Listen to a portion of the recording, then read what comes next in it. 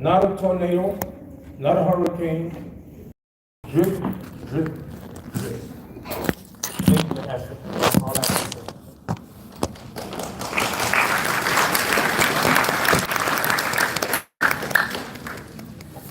So, for Rania, this particular question, how do you use a logical thinker to fight for Palestine against any oppression, no matter the consequences? So the risk of speaking up to Palestine, how do you deal with that?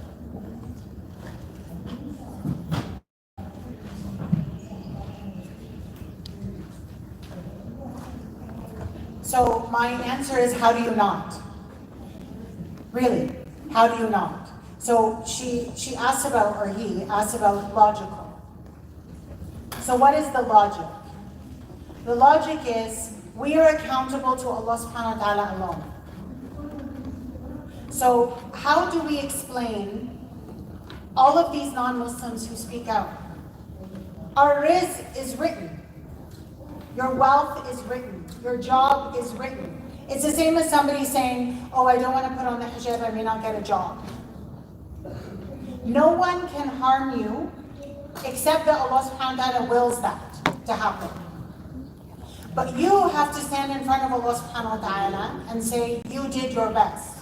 So if you are in a position, look at all these professors who are walking out, look at the students who are losing scholarships, look at there was a non-Muslim Asian doctor, I'm forgetting his name, I think you were speaking in Ottawa. Yeah. And he lost, and he fought it. And he fought it. And I want to tell you something. The Israeli war is threefold. The first, it is the erasure of the Palestinian people. On the second front, it is the complete destruction of the infrastructure of Palestine. So we see them going after the universities and the schools and the masajid and the churches and the whole healthcare system. You can go without food, but you can't go without your health. And on the third front, it's the global silencing. Now, it's gotten to a point where it's cool, like all of you guys are wearing your kufayas, and that's really nice, right? We all have our kufayas on. And that is a statement. But your bigger statement is standing up and actually speaking. It's actually posting. It's actually standing up in your universities. It's actually being in the encampments. It's actually standing up in your jobs. It's actually as teachers in the non-Muslim system and the Muslims, it's speaking out. It's not a hijab that you're wearing. I have a hijab on, but people know I'm allowed now. But it's not just your kufay, it's everything. And it is your duty in front of Allah subhanahu wa ta'ala. You have to look at yourself in the mirror. And no, none of you is a believer until you love for your brother what you love for yourself. If that was your dad, if that was your mom, if that was your child, would you not want others to speak out? I post a lot about Palestine on my Instagram. And there are things I cannot post. And we, as Action for Humanity, we have offices actually all over Philistine. And I get stuff that if I showed it to you, I can't even tell you. A woman yesterday buried her son without his head. The Israeli government kept his head. And you're talking to me about losing your job? So my answer, logically, is how do you not speak out? You cannot respect yourself if you don't. Jazakallah khair.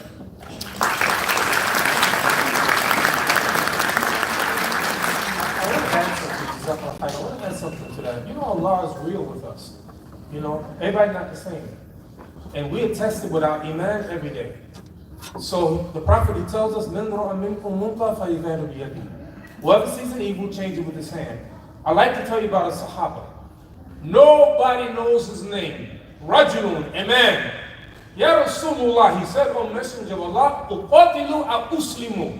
Should I fight or should I become Muslim? He said, Aslim thumma qatil. Come Muslim and then fight. وَأَسْلَمَا وَقَتَلَ فَقُتِلَ. He became Muslim, he fought, and he was slain. And the Prophet ﷺ said, he did little work. عَمِلَ قَلِيلًا وَأُجْرَ كَثِيرًا, and got big reward. Here's a man that never made one salah, never fasted one day in Ramadan, never made Hajj, but Allah subhanahu wa ta'ala gave him Jannah. But this is the question to us. I don't expect you to go get guns and go to Gaza and Palestine. That's not what we're saying. If you can't do that, speak out against it. Yes, there's going to be repercussions. They're going to come after you, for sure. Yes, of course. We have a history of the civil rights movement. Look at Al-Hajj Malik Shabazz, Malcolm Shabazz. Look at Martin Luther King Jr. So many black people that spoke out against it. And if you can't do that, hate it in your heart, but Amen. That's the weakness of faith. But you got to do something. Nobody can sit and do nothing. So we continue to make dua to Allah subhanahu wa ta'ala and continue to do whatever we can on the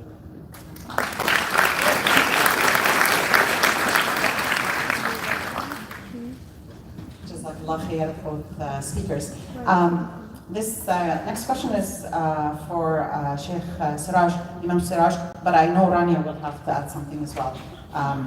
But before I do, I know that there is a very young child that gave me a very beautiful question, and the name is on top, so I know that I can expect the question to be sent to me in text so that I can read it properly, and I sent it to you, Kareem. Jazakumullah khair. So the question, Imam Siraj, how can we continue to integrate in North America, in North American communities overall, while maintaining our deen? There's this common opinion that North America is no longer good for us and that we should leave and go home. You have to make that decision. If you want to leave and go back home and make that decision, I think the West is perfect for us.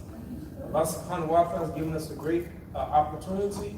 You see even Muslims now in every kind of position, even political positions. Don't give up that. That's my personal opinion. But if you want to make hijrah and you want to go back home, whatever, wherever we go, there's going to be some difficulty.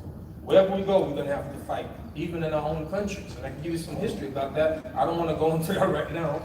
What I'm saying to you, do the best that you can. You'll hear, you'll be surprised how many people become Muslims, even as a result of what's going on around the world. People actually open up their eyes. So please continue wherever you are to fight in the way that you can, fight in the way of Allah, however you can. Alhamdulillah.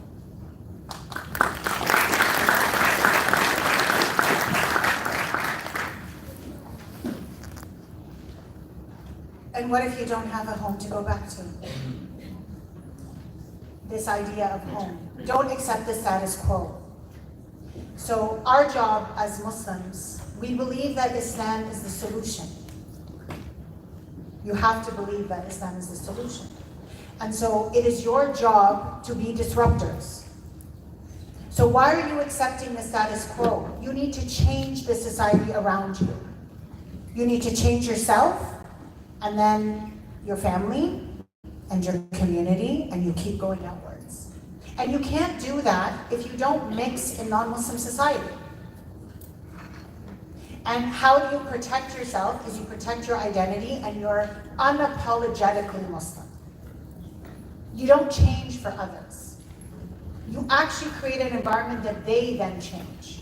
And slowly, slowly, we are starting to do that. It doesn't matter if you have a Muslim politician, if their Islam makes no difference. We're seeing that in Canada, right? So many of us who do political advocacy, we can call out, for instance, Minister Hussein. Who cares if you're Muslim? If you're gonna defund UNRWA without any proof of anything, right? And I can name so many. So being Muslim isn't enough. It's actually being Muslim and being in these positions. And so this is very important. And Imam Siraj was talking about Islamic schools, and I can tell you, I was a principal of an Islamic school for 15 years. The best results, of course, Hidayah comes from Allah subhanahu wa ta'ala, but the best results are when the family is practicing at home and they have the school helping them. But just sending your kids to school and everything else is the same at home, that's not gonna help. And a lot of parents talk. We talk, right? We're like a broken radio. But the reality is the only thing that will actually affect your children is if you actually model the behavior. They actually are like sponges. And so you have to be this person that you want them to be. And this is really important for us to understand. It's not about talking. It's about making them understand the why, which means you have to understand the why you do things. It's not about preaching.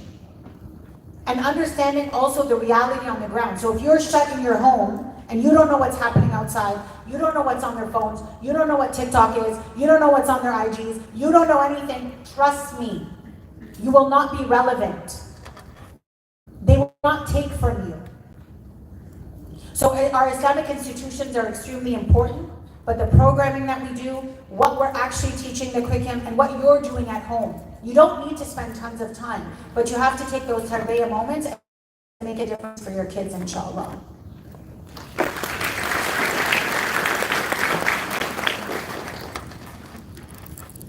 So, Zad is a dear child of mine, a friend's child, and his question is how can we as kids help Palestine? Because adults and kids are getting hurt every day. So apparently he's 5 or 6. So the 5 or 6-year-old feels that he needs to help. What does that say about us, right?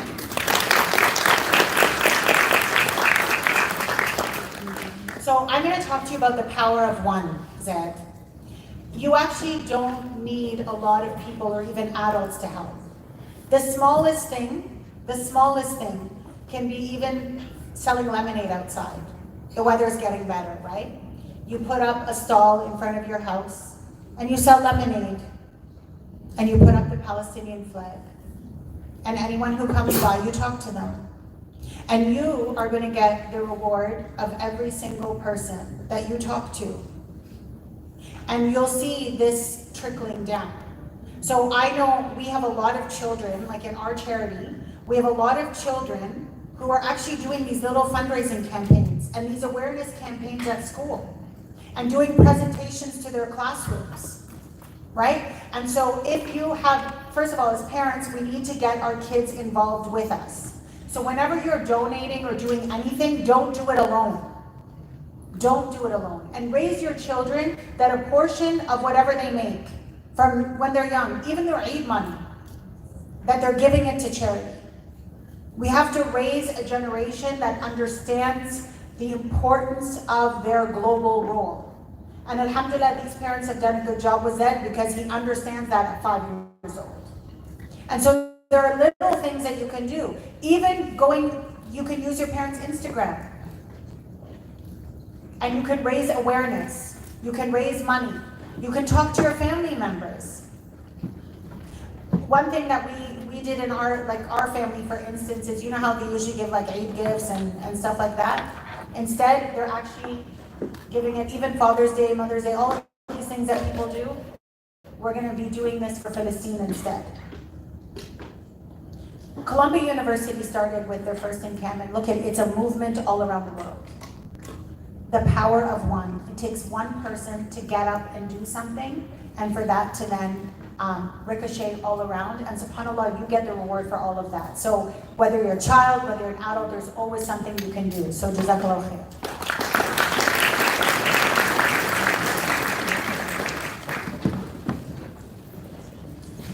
I'm exercising my speakers. Let me tell you, going up and down is great, but I'm sorry about this.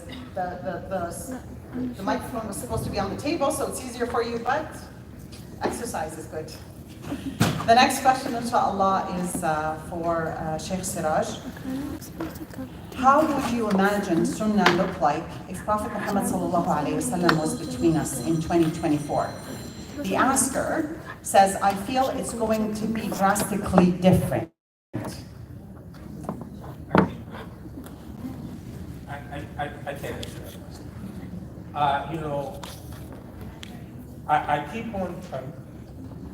I keep on reiterating, brothers and sisters, that I'm so proud of being Muslim. I did a program for an imam in Boston, Imam Abdullah Farouk Masjid, alhamdulillah. And they celebrated their 50th year as a masjid. He said he was the first masjid, African American, first masjid in Boston.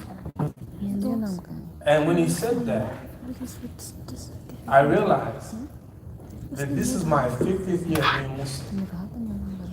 I have made over 91,000 salats, 4 pilgrimages to Mecca, and 50 years of fasting. I became a Muslim in the United States, and tonight I'm going to talk about the session with Malcolm X.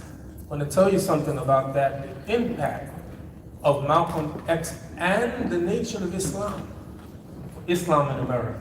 Inshallah, I'm going to talk about that. I'm going to save that for tonight, inshallah. Shukran.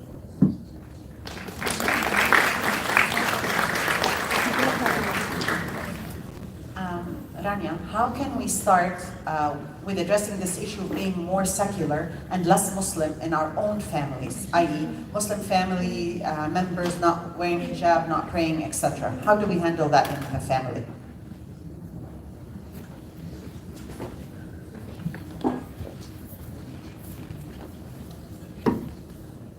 So the secularism or moving away from Allah subhanahu wa ta'ala is a symptom, right? It's a symptom of a disease. And so the disease, I think, is a lack of connection. So we have strayed away from the Quran. Many of our younger youth do not have a connection to the Quran, do not have a connection to Allah subhanahu wa ta'ala. The hijab isn't the problem, right? The hijab is not the problem.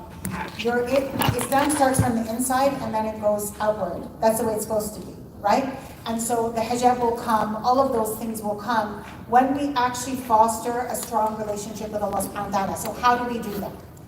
One is, and I talked about this in my lecture earlier today, is that I'm born and raised in Canada, went to public schools, and they used to do the Lord's Prayer and all of these things. And God was love in Christianity, right? God is love. In Islam, God is punishment and fear and hellfire. And in our Islamic schools, in my school, I used to tell the teachers, I don't want to hear that ever. We want to raise our children loving Allah. When you love someone, you want to please them, you want to make them happy. I'm not saying we don't have to have fear, but there's a balance. We don't have this balance. We have to know that Allah loves us, that Allah wants us to go to Jannah, that Allah wants us to be successful, that Allah is protecting us, that our self-confidence as Muslims comes from that. And when I understand that, and when I inculcate it, the hijab is easy, the salah is easy. So look at the things in their environment that are causing them to stray away from Allah subhanahu wa ta'ala and to stray away from the love of Allah subhanahu wa ta'ala. It is better for me that you read a few ayahs of the Quran every day with their tafsir and understand them and start to build a relationship with Allah subhanahu wa ta'ala than you just reading quickly. We just came out of Ramadan and people read, and it means nothing. I know people who have the Quran memorized and they are constantly in the haram. It's like as if they didn't memorize it. It's not about that. And you have to look at their friends and their environment. My son, I know Rena's standing, but whatever. My son, Omar, was in grade 2, and he was in a French school. Before we opened, one of the reasons I opened the Islamic school also is because we wanted our kids to be in Islamic school. So he went into the Islamic school in grade 3. So in grade 2, and you know what he said to me? Grade 2. He said, when I took him out, and we took him out we opened the Furqan, which is a memorization school. Alhamdulillah, he was able to memorize the Quran. And our school actually is the first one that did the tafsir of the whole Quran, because it was important for me that people understand the Quran. But he said to me at 6 or 7 years old, he said, Mama, I was in a poisoned environment. 7 years old. I was in a poisoned environment. So what do you expect from all of us who are constantly in a poisoned environment and not seeing it? You can boil a frog. I know I see you. You want to boil a frog without it knowing.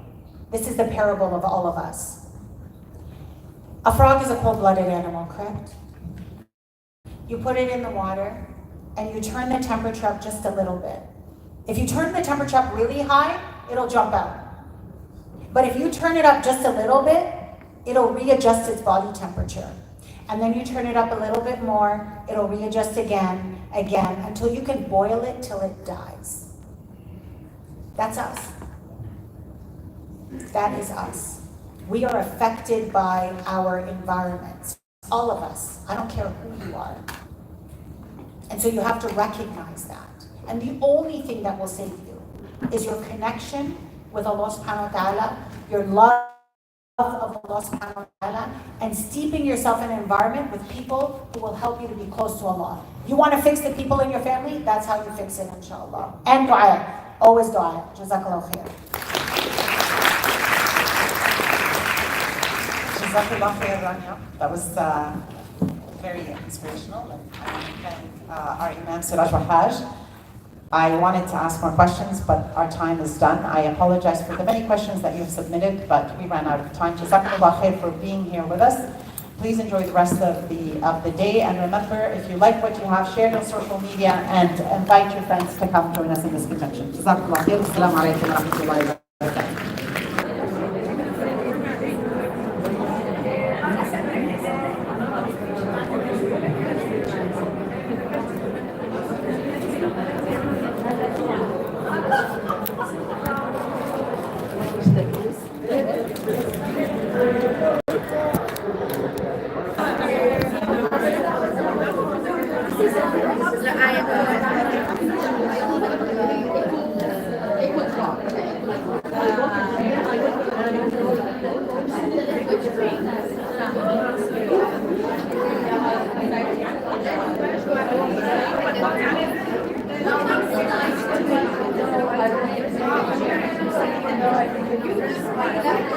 There's one right